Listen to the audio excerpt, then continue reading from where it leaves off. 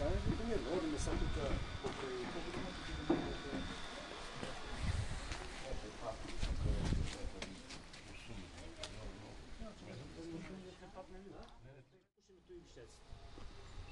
дойдем до тук, да не води на вода, дигнем. А от тук кривината, натам да ги спущим, да можеш да... И ако върти някой от друго, да може да надминува. Колко време чекате на ваква инвестиция? 50 години чекам. Па рече го, айде 50 години више чекаме тук.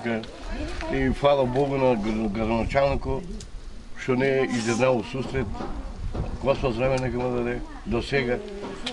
Како се снаоѓавте порано тук? Много тежко. Како гледаме много? Много тежко. И вода кога доаѓа мора да идеш во оваа страна, да идеш па да замириш на мост. А сега те надаме се, значи добре е до сега, како што почнаа сега.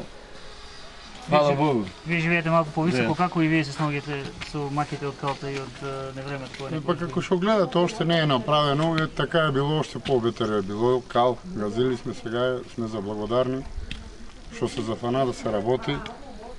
И мисля дека е трајно решение со тоа тука да се реши и се решава веќе, да нема, да има пристап на тие куки тука и така. Заблагодарни сме многу на градоначалникот, што ни излезнал сусрет да това се направи, да ни реши проблема и децата, и ние да не газиме кал и да биде добро, пребидејќи треба за целата заедница, това за целото население, тоа е пат не само за нас тука, за тие кашчи. И така. Благодарам, градоначалниче. Може. Колко временски период изискува една ваква зафат и кога најбрзо може да очекуваат жителите од овие места? Значи, бидејќи се работи за една јавна набавка која што беше спроведена во оваа година, а по која веќе се изведи неколку улици или краци од улици во општината Делчево. Сега сме на еден крак од улицата Прегалничка во Пустирскиот Андак. Изведувачно работите фирмата СД Транс од село Звегор.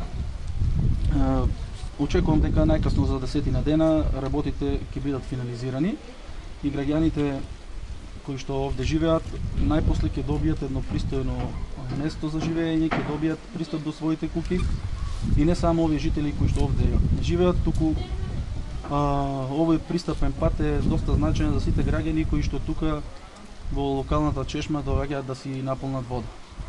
Значи станува збор за една инвестиција која што е дел од претходната јавна набавка за изградба на улици со бехатон плочки. Покрај оваа улица, значи ќе најавиме дека фирмата што ја напомнав, значи СД Транс, останува да изведе уште една улица, а тоа е улица во село Станев.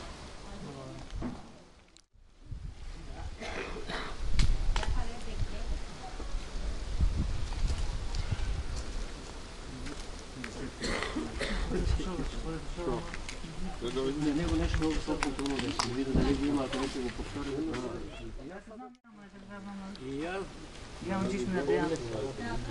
Он ли ти личи на Дејан? Така, да не ви тоа, личи на Дејан.